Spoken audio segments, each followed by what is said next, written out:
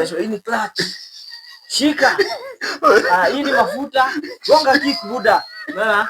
Basi sasa ni customer. Na rider bado ni customer. Wewe unatichocha wewe. So mwenye anaendesha anaitwa driver.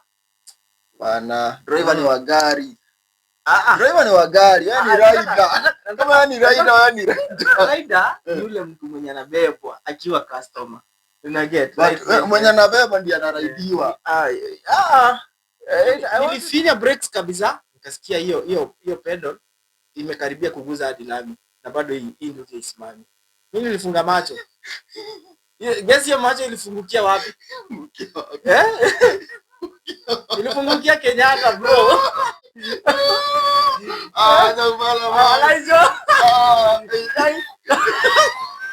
Alishtuka kafe. Sasa wakufaidi kakumbuka na mai idea pato. Wewe na depression idea. Sipata zimeingia kwa ile cha shimo. Hata mguu. Tunataka kujifresh. Leo inaitwa masaibu ya watu wa ndu. Ya watu wa nduzi. Masaibu ya watu wa nduzi. Umesute meza. Najua mnashindwa hawa ni akina nani. Huku tunawakumbushana, tunakwambianga huku ni kwa Kimonde TV.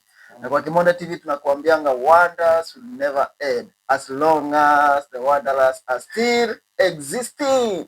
Urakozi meza zote ni zetu, mko karibu hapa na pale. Na sasa tumewaleta na show nyingine moto. Mnashindwa leo tumedunga leo tunapeleka kwa barabara man. Tunakiliza maeneo hapa na pale.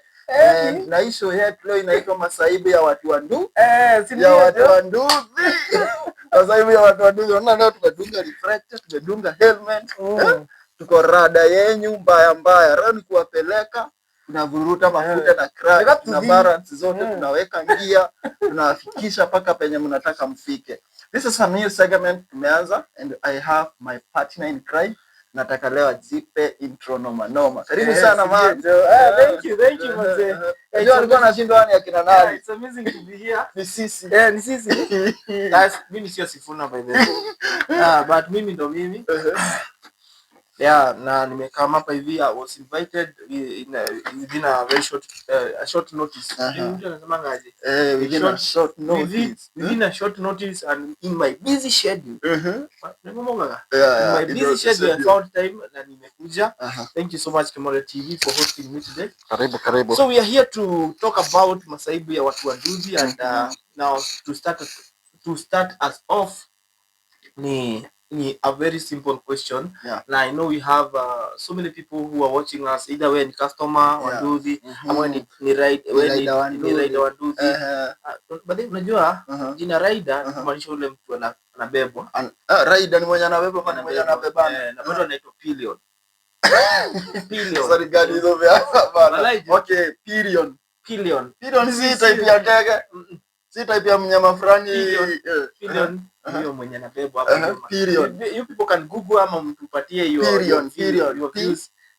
Pillion. P-I-L-L-I-O-N. Pillion. Maybe you are a pillion. Ama chameleon. Unajua pillion na chameleon. It's wonderful to have you here. Na nimefurahia pia kuwa invited. Sijui director wa lights, your light inatubulika vizuri kweli. Hapana, you can chat there. Good. Thank you. I think that's better. That's much better. So thank you so much. So pillion ni customer. Na rider bado ni customer. Wewe unatichocha wewe. So mwenye anaendesha anaitwa driver. Bana, driver ni wa gari. Driver ni wa gari, yani rider. Kama yani rider, rider ni yule mtu mwenye anabebwa akiwa customer. Una get? Mwenye anabeba ndiye anaraidiwa. I want you to understand. Okay, mwenye anabebwa ndiye anaraidiwa. Mtatuandikia kwa comments. Tuambie driver ni nani? Mtu wa nduthi mwenye rider ni nani? Anaitangwa nani? Anaitwa rider ama ni driver. Na mwenye anaendeshwa ndiye anaraidiwa in short ama ndiye pillion. Yeah, ni pillion. Pillion is the right word. Although rider pia ni huyo mwenye anabebwa. Mwenye anabebana anaitwa driver. So wewe ukisema ati I've been a rider for 15 years. No. Unaona hata si Brian anajitanga biker what? Biker Nairobi, yes. Watu wengine wanajitanga rider huku kwa barabara. Ni kukosa kujua. So rider ni driver. Rider ni huyo mwenye anabebwa, driver ni huyo mwenye anaendesha. At least nimejua leo. Sikuwa najua hiyo man. Sasa umefanya kazi ya Nduthi how long? Ama umeendesha bike for how long? Bike tukiongea bike tunaongea about motorcycle Nduthi in short. Motorcycle. Inaitwa motorcycle ama motorcycle, motorbike. Motorcycle si Nduthi. I mean bicycle or bicycle. So basically we have been in this industry for like 8 years. Not 8 years per se.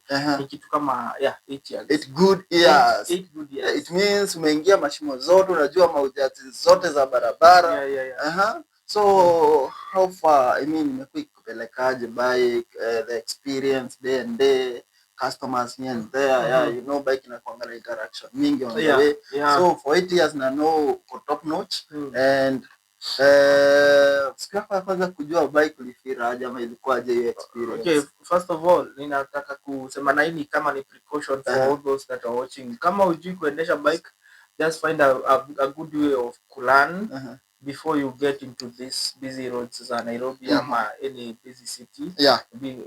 With that I say Nakuru, Eldoret, Mombasa ama any busy road. Before you get to those busy roads, kwa na training fit. Because my first experience with motorbikes was a horrible one. Because nilianza kujifunza na shika hapa hivi clutch nini naonyesha hii ni clutch. Shika. Hii ni mafuta, gonga kick buda. Bas. Sasa hivi because ile experience ya kuendesha bicycle. Unaona? Let me just start. Nilikuwa naambiwa aje. Shika clutch. Hiyo ni clutch. Shika.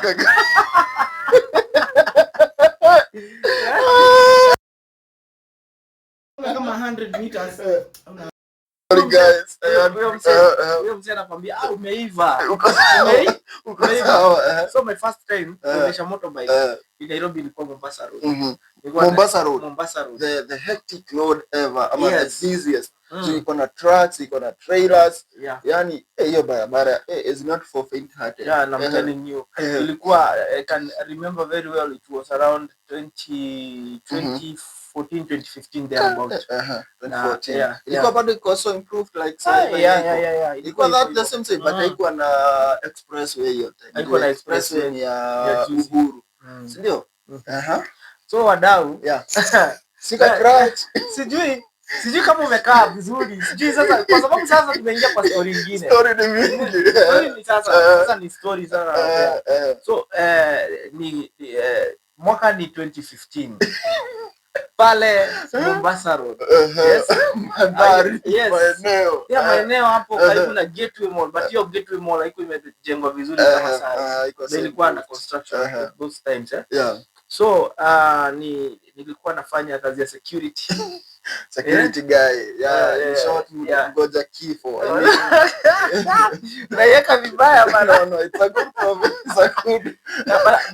Unataka unajua kusema unaifanya kama.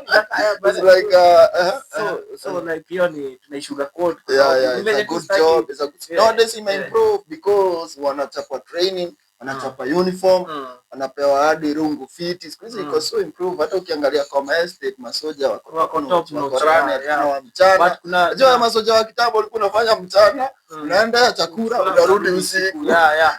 But of course something I want to say is that our soja tunakuanga na beef, watu wengi riders tunakuanga na vita na soja na riders kama ni drivers tunakuanga na vita motorbike drivers tunakuanga na vita kwa sana. Unaingia kwa estate tunaambiwa weka hiyo motorbike pale. Weka pale. Sasa hizo client pengine uko na mzigo yake unampelekea huko kwa estate ndani, unaenda like 2 kilometers ndani. Unamwambia hapana, niko na mzigo. Hapana bro, hapa rules ni unaenda. Hata sometimes geti zingine umeandikiwa no hoot. Kwanza ufanye makosa uvoot. Hata kuongelea sana na kuonyesha pale. Of which yeah, you know, soldiers are good people, you know. You guys are doing a good job because you're protecting the people. Na the rules zenye tunapata huko si nyinyi mmeset, of course. Ni wao watu wanaishi huko ndio wanakuwa wameset hizo rules. Without knowing bado zitakuja. Of course ziko na advantage side yake na bado ziko na disadvantage side yake kwa some people wenye wanataka services. Because ukifika kwa gate ujaze majina uweke ID tena huyo mtu apigiwe simu akose kuchukua umngojea hapo another 30 minutes. It's so hectic, but some estates zina work fit. Keep it up. So bado tuko kwa story yangu pale mali nilijua. So turudi pale shika crutch. Sasa hatutarudi hapo. Turudi hapo. Sijui kama umewahi jipata wewe ulikuwa soldier. Unajua kama driver umeambiwa na client wako amekwambia enda super unibaie bla bla bla bla, anakupea list. Umeenda umechukua vitu zimefika kama 6k hapo 8k. Umeenda pale kwa teller zimehesabiwa. Ukiwa hapo line yenye iko nyuma yako ya watu ni refu hivi, and then unampigia simu unasikia hapa mteja line busy ama line busy, na lazima apromptiwe. Mazo wanatenda bana. Sijui kama umewahi pata kwa hiyo situation. Wewe kama ni driver msafiri waita rider, waje pata kwa hiyo ngoi mazo umetumwa na mtu kwa super manze. Hachukui simu, line iko busy. Na line iko nyuma hapa mwanzo mtu usikia akiwa wako anakwanga kwa situation yenye si hata yako vitu hata si wewe hata huku unataka huko hata na idea kwenda supermarket. Hata umejipanga hiyo day kwenda supermarket. Unajipata tu hata unaanza hata uendaje supermarket. Unaingia kazi unarudi home unaenda to the nearest shop ya neighbor wako hapo kwa gate yenu. Sasa mtu tu wa sudden anakwambia kuna super ni hapo vitu zingine watu wengine kwanza mademu ututuma bana. By the way unasema bana. Acha mimi nimeitumwa nini? Nimeitumwa shule. Nimeitumwa shule. Ala. Nimeitumwa shule na mnaija fulani. Ilikuwa usiku, I think alikuwa ameangukia. Sorry guys, sija kuinteract. Hii show itakuwa soko. Hii show bado tunaendelea. Mimi nimetulia tu pale mtaani tu. Wewe ni mtu anduthi bado. Mimi sometimes ndio maana tunachapa hii show ni yetu sisi wote. Tunyanga bike. So nimetulia tu pale nimefungulia kaboti kangu. Pale tu ride nimengojea request kaingie. Alafu sasa nasikia ile sauti ile. So mimi nachukua na mvutie nasikia unga, I'm somewhere. I want you to bring me protection. Vitu zingine wanatumanga watu ni awkward na ni saa 4 usiku saa 5. I'm telling you. So mimi nikatafuta tu kabisa kama goka hapo zingine zinakuanga hapo Githurai zinauzanga hizo mavitu. Hapo nikaduka lakini bado kanauza majabu. Mimi hata sikuwa najua bei just tumiange. Sorry to say. Are you serious man? It's okay, it's well. Of course kuna wife na trust bana. So what for? Unahitaji za nini sasa? Sasa unajua hujatuambia hata jina yako bro. Bro, sisi wanalizwa. So mtaina nikamwambia it's okay kalipa juu hata sijuangi bei siwezi lipa na dola zangu. Tena huwezi hata lipa na dola yako. Akaanza kuniexplain hapo kwa simu sijui wewe unajua kuongea kinaija not good at oga samban I want nice one. Sasa alikuwa ananiambia ati zingine uchoma. Zingine sana explain na ile anataka we want shule I mean sure. Sure.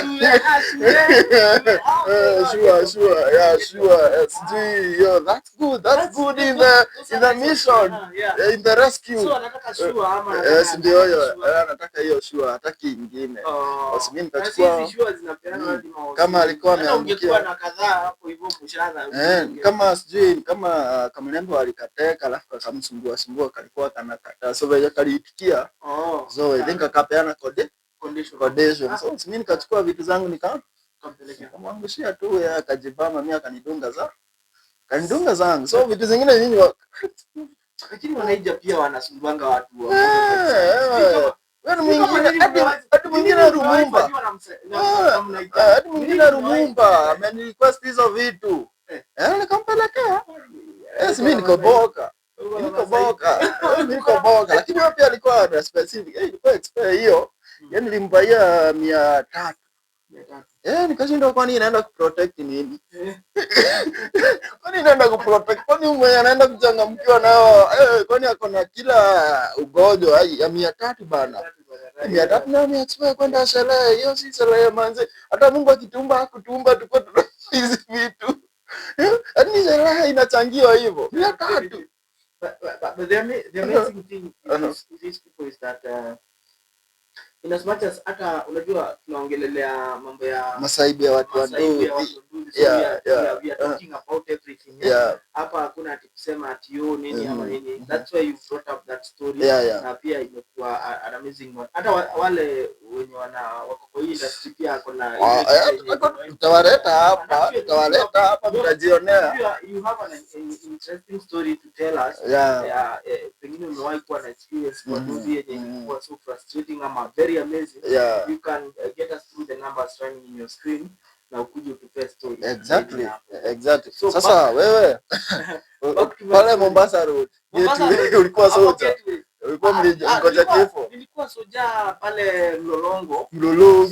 So pale hivyo kuna soja fulani alikuwa anaitwa Onesmus. Yaani wewe ni mtu wa maana sana. Wewe muundo wa maana. Pale Mlolongo kwa Wakamba.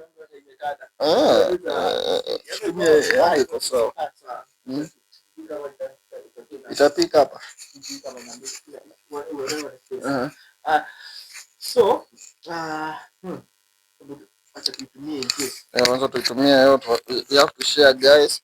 Kitu moja imetufikia. Okay. So I was saying pale hivyo Mlolongo. Nilikuwa soja. Na unaona huyu jamaa alikuwa anaitwa Onesmus, ni soja G4S. Alikuwa soja. What other names do you expect from that? So Onesmus, Douglas. Onesmus Wanyama. I'm telling you. So at this point huyu jamaa ni best yangu. Mimi nilikuwa sasa na kampuni nyingine hapo, sitaki kuitaja hapa. Na pia si eti ni nini because of my own reasons sitaki kuitaja. But this company was so good. But hapo hivyo kulikuwa na ATM ya National Bank. So huyu soja alikuwa amejiweza. Alikuwa na motorbike na hizo enzi ya kubwa na motorbikes mob. So this guy was doing job ya boda mchana, jioni anaingia kazi ya kulinda hiyo ATM. So nikamwona na motorbike, nikamwambia mimi ni kadere, mimi nakwanga mnoma. So ananipea squad, naenda naiweka so alikuwa anajua nikimwekea inamsukuma. So at this point sasa mimi sijui kuendesha nini stuff. But nilikuwa naona mtu venye unashika clutch nini, alafu na yeye mwenyewe akaona venye na struggle akaniambia wewe shika clutch. Gonga kick. Alikuwa Mkamba, very good friend of ours. Na hivyo ndo nikasonga kama 100 meters nikarudi, nikapiga U-turn nikarudi, akasema uko sawa wewe. So juu ile pia pressure, kuna best yangu fulani alikuwa anaitwa Kim. Alikuwa anafanya the same job nafanya kwa estates. Ilikuwa inaitwa Weybridge Estate kama hiyo kama sijasahau. So I think kitu kama hiyo. So nilikuwa naenda, so juu excitement wakati nilishika bike nilienda hapo nikampitia. Nikamwambia Kim, kalia hapa nikubebe. Na nikampeleka hadi gateway, hiyo ni siku ya kwanza. Na tukarudi. Although nilikuwa shaky kuchange gears ilikuwa issue. Then of course akafurahia akaniambia na unaendesha kai bali unajua kuendesha mimi. Hiyo excitement nikakuwa na hiyo nini, nikarudisha na nikamwekea mafuta yake so akakuwa fit. So akaona jamaa nikimpatia bike ananiwekea kama mafuta. So alikuwa anajua ukiendea lazima atapata gata. So hana option kupea. So siku ya pili tena nakuja hivyo nikamwambia Onesmus, alafu leo ni aje? Akaniambia hata iko hapo hivyo, shika funguo. Mbio. Naenda hivyo the same way. Sasa hii day sikupata Kim alikuwa ameshaenda huko. Mimi nikasema sasa juu niko peke yangu, acha niende nifike gateway, niende nipige U-turn nirudi. So hivyo ndio ilienda hadi sasa siku ya 3 ya siku 4 siku ya 5 nikaenda. Sasa hii siku bado sikupata Kim, nikaenda peke yangu. So nikajipata on my way back, nimefika hadi gateway hapo mbele, nikarudi. Nikirudi sasa nikapata kuna kajam kidogo, but sasa nilikuwa nishapata excitement ya kuendesha motorbike. So nilikuwa naendeshia on the left kabisa, on the far left. Na wenye wanajua kuendesha boda wanajua on the far left nje kabisa iko pavement. Kuna kalini kana kwanga kameacha hapo hivyo kidogo. So after the white line hapo hivyo kuna kuanga na ako ka pavement kadogo. So hapo nimecruise, nimeona hapa ni kusafi. Vua bike nikaifinya kitu kama 80. Na unajua motorbike ikiwa speed ya 80 ukiwa kwa service lane na uko kwa hako ka line kadogo hapo hivyo umeenda speed ya juu sana. Then all of a sudden pale mbele, guess what happens? Kumbe kuna gate ya kuingia kwa, ilikuwa inajiita Wells Fargo. Ya kuingia hapo. Kumbe gari ya Wells Fargo inaingia. Na mimi niko speed ya 80 na hii nduzi inaendesha ilikuwa zile nduzi za Skygo. All of a sudden nikaona ndo hii gari hapa mbele. Guess nilifanya mimi nilifunga tu macho. Ulifunga tu macho sasa kitu happen. Unajua ni rana. Mimi ni rana. Unajua nilifinya brakes kabisa, nikasikia hiyo pedal imekaribia kuguza hadi lami na bado hii ndio isimami. Mimi nilifunga macho. Guess hiyo macho ilifungukia wapi? Ilifungukia Kenyatta bro.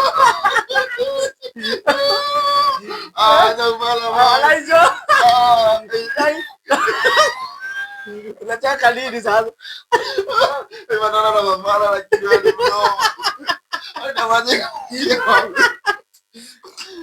Si story ya jaba. Wallahi sikudanganya. So unapatana tu na mtu wamenifikia huko hivi na torch unafunguliwa jicho hivi unauliza maji sasa upewi na grass unafunga pipe. Sika happen hivyo. Kwanza hata ile kitu ilinishtua sana ni ati nilijipata nikipigwa x-ray. Nilikuwa nimelalisha hapo ma x-ray. Wanauliza pikipiki mimi sasa sijui. Sasa hizo hata sijui. Kwanza nimejipata hosi for the first time, sasa nakuwa surprise.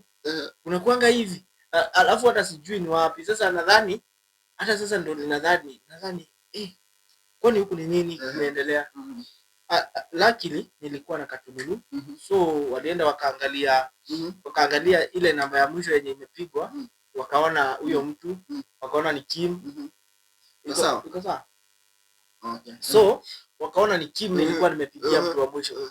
Wakampigia akamwambia, "Wewe kuna mtu amekupigia like 20 minutes ago. Unajua hii namba?" Akamwambia, "Huyo ni besti yangu."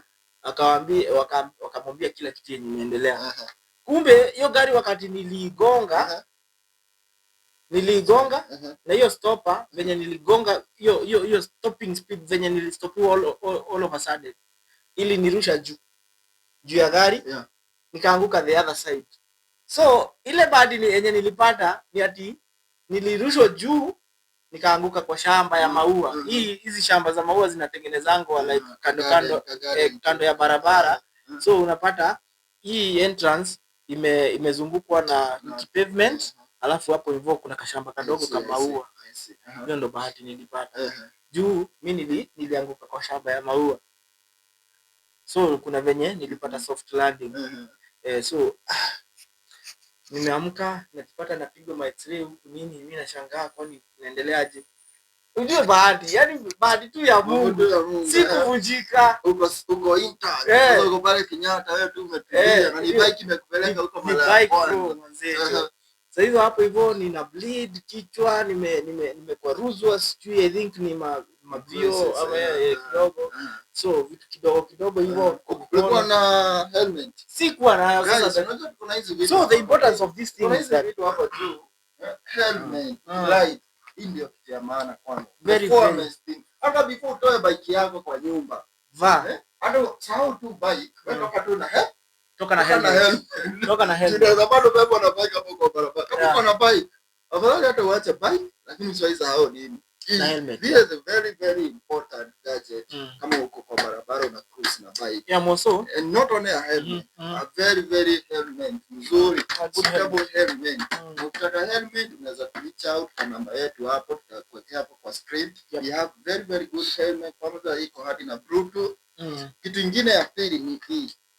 Hii at least mtu mwenye kwa nyuma reflector ina reflect. Kitu ya tatu ni jacket, cross, vaa boots vizuri, vaa warm. So ulikuwa na helmet? Siko na helmet, siko na reflector. Nilikuwa na sandals. So it was a nasty experience, I tell you. So it wasn't a good one. So nikakaa hapo Kenyatta like 2 days. Nobody knows mahali niko. Kimo ana fare hata ya kukuja Kenyatta. Mwanzo nakwambia ilikuwa mbaya. Kwa sijui hata marafiki yenyewe na hanga nao pale chini nimesota vibaya sana. Hadi Kimo alikuwa na bike lakini pia kuja Kenyatta bado ni ngoli. Hako na bike. I mean sasa bike yake yeye yenyewe uliharibu. Sasa huyo niliharibu yake ni Onesmus yule wa pale Naona huyu mwingine ni mwenye nilikuwa naenda kuringia na bike. Nimekuja sasa so that was your first experience ever na bike. Sasa utakujaje kushika bike fit sasa kutoka home from there? I mean kushika bike unaanza hadi kubeba ma customer, kuna hiyo confidence ya barabara. So another thing that happened from there nilichukia bike huko after kutoka Osiju hata discharge mimi nilidischarge usiku katikati mimi hata sijui madhara. Of course kwambia kaje discharge nilidischarge hivi. So mimi nimepigwa ma x-ray wameniambia huyu hajaumia ni hizo tu kumia kidogo kugwaruzwa na kushtuka alishtuka cafe sasa kufaidi kakumbuka na bike ya kwa wewe na depression kana cho sio ndio unataka kufaidi nikakwambia hizi so kwani kulienda aje acha ni post yangu wewe ulipenda aje kwa cho hapa mzee hiyo ni aina hiyo mguu nilipata zimeingia kwa hiyo cho ya shimo hata mguu unataka kujifresh kuna depression uko kaburu unatia kacho unataka nicho so hebu tuambie kulienda aje hadi unaweza finda hadi kwa choma. Unajua hata huyu viewer that's a story of another day. Thank you. So let me tell you what happened in the faint. Unajua hiyo impact after hiyo impact hata sikuwa nimegongwa, yani like ushagonga kitu umefly. Sasa I think mwili yangu ilishindwa. Mbona niko kwa hewa? Mimi si ndege. Mbona niko kwa hewa? Hivi ndo mtu anafilinja kitu kwa ndege. Ukastuka. Then niko juu, nishapita gari niko juu. Unajua niligonga hiyo gari hivi. Hiyo impact ikanifanya nirushwe juu. Sasa niko juu kabisa je impact. So I think macho yangu ikaangalia chini ikaimagine pale bro unaenda kugonga pale chini. So kafaint. So in that process mimi nilifaint. So wakasema daktari kudischarge sasa usiku. Hata hiyo ndio ilikuwa ni madharau. Mimi sina fare. Ana accident za nduthi. Sina simu. Wacha kwanza before tufike hapo kudischarge na madharau. Accident zote za bike zinakanga tu madharau. Nakanga tu madharau, umeanguka hata mbele ya watu, hadi kwa maji. Accident zingine za umeomba pesa zingine hata ufai kutaja. Kuna msee mwingine alikuwa anakuja ananiambia ati niligongwa sehemu ya siri. Kwanza na ile kitu ya mwavuli. Very mwavuli na kwa dangerous. Very nakanga ni very hard to explain man. Umeomba sehemu zingine hapo huwezi elezea. So I think hata kuna watu watatuambia your first experience na motorbike hapo ilikuanga tuseme kwanza the first type of accident. Sisi tuna promote na tunajua ni kitu ya but you can tell us. Ulidischarge sasa. So mimi nilidischarge in this way. Bili ilikuwa kitu I think 8000. Mimi sina do. Na watu wenye nimegonga mimi na watolea nguri na waambia wao ndo wako na makosa. Wako na makosa mikubwa. Naambia mbona mkuweka indicator? Ukweli wako ameweka indicator. Anaingia tu. But tena ukiwa kama driver wa motorbike hufai kuendeshea on the left side. So that is one of the mistakes nafanyanga vijana wengi waumia. Pavement ama kwa left side. Left side ama pavement jaribu. Nafua endeshea wapi? Katikati. Fuata gari nyuma on the right tire track. Endeshea hapo pole pole. Kama ni overtake kama gari nyingine. Like at the right. On the right. You left inakuwa ni blind spot. So I think now you have that. So usijaribu kuendeshea on the left. Endeshea bike yako on the right tire track. In case you driver wa gari stop yani abruptly, utaingia right hapo katikati. Hapo katikati hautagonga gari na hautapata any injuries. So hiyo itakuwa ni hiyo inaitwa protective means. So I think that was my first experience na kupata accident. So nilidischargiwa kimadharau. Hao watu waliangalia wakaona nikizidi kukaa hapa OC kulingana na story na wapea hakuna do inaweza patikana. Ndio kwanza singepigia mzazi. Hata si ako mbali. Nilikuwa najua hapo hivyo ni kama kumsumbua. Ni kama ataanza kupata pressure. Wewe umejiingiza kwa mangori za accident. Haikuwa yangu. Sasa ujue kitu ya kwanza hiyo pikipiki iko police station. Kitu ya pili niko na bili ya OC. So hii kampuni ililipa. Ni discharge nitoke OC. Kwa sababu pia walikuwa na kesi na mimi. So unajua wanataka kukesi na mimi. So wakati waliniachilia. So bili ililipwa saa 6 ya usiku. Sasa hizo niko Kenyatta huko ni Nairobi town. Ninafaa kwenda all the way to Mlolongo. Sina do. So nilidischargewa hivyo nini kutembea huko. Kwanza natembea na bandage kao. Umefungwa hivi nusu. Hadi watu wanashangaa, okay. Huyu mtu anaumia. Yenyewe anaumia. Mbona ishafungwa hivi? Ilikuwa mbaya. So natembea hivi tao hadi unajua nifanyaje? Mimi yule msee siwezi ongea sana wakati nimepatana na strangers. Na nilipatana na mtu mmoja specific nikamwambia, "Wewe ni aje unisaidie na sombi." Ushaipatana na watu? But yangu ilikuwa jeni. Mimi nilimwonyesha tu makaratasi ya OC. Nikamwambia kuna direba. Anaona nimefungwa hiyo staff. Okay. Nisaidie na sombili nini? Alinitolea sombili akanipatia. Akaniambia yenyewe nimeona hii pole. Umetoka Kenyatta saa hii sasa. Nikaingia hizo magari za kwenda Kitengela nini? Kashukishia Mlolongo. Saa 7 na huko. So nilikuwa naishi kwa ghetto fulani. Sasa acha nikupee hiyo story.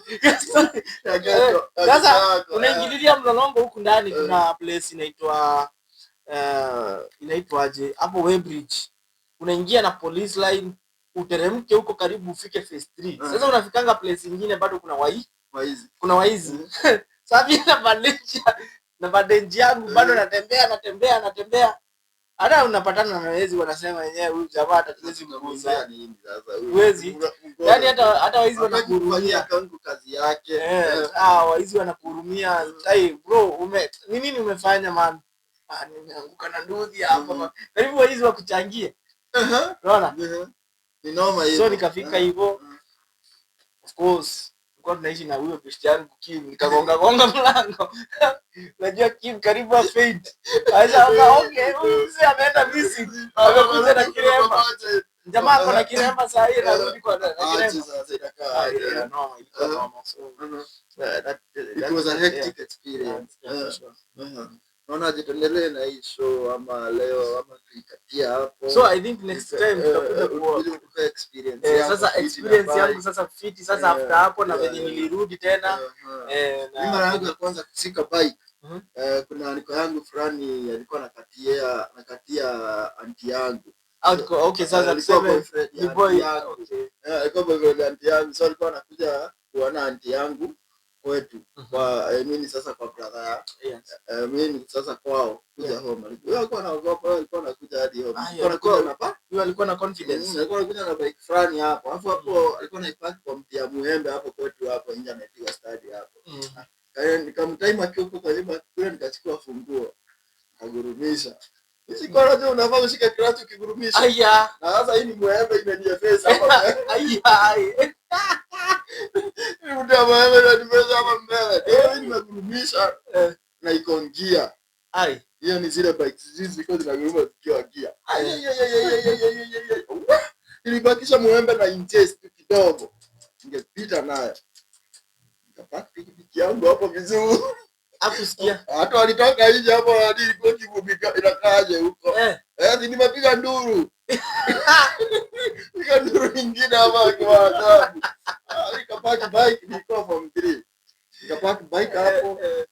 Bike nimekuja kuuza ndio nilifunza bike. Nimekuja kuuza bike nikiwa mkubwa on my yard. So hata form 4 nilikuwa naonanga hata ametoka chuo amesikiwa ka bike kama amejifunza. Siko nataka story ya bike hata. So I'm a good teacher. Ndio alinifunza bike. He's a good teacher. And his show itasonga.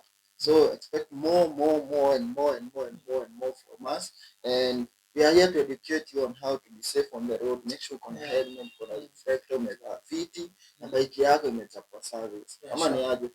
Check all on time. Make sure bike yako iko in good condition and very worthy kwa barabara. Huko kwa Kimonde TV na kwa Kimonde TV tunakuambia wonders will never end as long as the wanderers are still existing.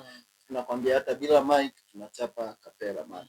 Karibu sana Mobilize Bogi hapo ya bike watu wa boda pale kwa Shimo. Wa Mobilize waambia wakuja watch hii show na najua utatoka na sana. Hata kama unataka kujoin sekta ya bike, you come chape boka. Come chape boka na usichocho na mtu ati ni ngumu. Hakuna kitu rahisi. Asante. Ilishasimama. Goja. Kuna kitu nilikuwa nataka kusema. Unajua kuna day fulani nini imesha? Imeenda dini. Ani moto. Haina shida. So kuna day fulani nimeenda hapa hivi Kikuyu usiku saa 7. Nime requestiwa na customer na Bolt. Hizi app za Bolt zinaonyesha maneno bana. So hii app ya Bolt kuna map inakupeanga ufuate. So hii map nikaifuata. So mimi nimepiga machomo nimefika hadi nimeona niko dead end. Hakuna barabara nyingine lakini inaniambia bado unaweza pita hapo uende hiyo side nyingine, kumbe ni dead end. Alafu hapo kuna plot moja, alafu hiyo barabara yenye nafaa kupitia, so nikakurudi. So in the process ya kurudi nikaona hapa kuna shortcut, wacha nipite. Nikaenda nikatokea kwa mtu kwa boma katikati usiku, katikati ya boma ndo mimi huyo guy. So nilikuwa nadhani ati ni gate iko ati ninachomoka hivyo nitokee hiyo side nyingine hivi, kuingia hivi niko kwa compound buda. Hiyo story sijui ni wape next time. No, acha tupose hapo paka. Lakini wacha nikwambie tu ka hint before tufunge. Nikiwa hapo katikati madogi kama 5 watu wa bike na umbwa. Of course watu wa bike na umbwa. Hiyo vita haita story hapo. Paka next time nimalizie hiyo story. Exactly. And next time tuko tu hapa tuchape hiyo. Salama ni aje man. Karibu sana man. Asante kwa kuja Kimonde TV. Thank you so much. Yeah.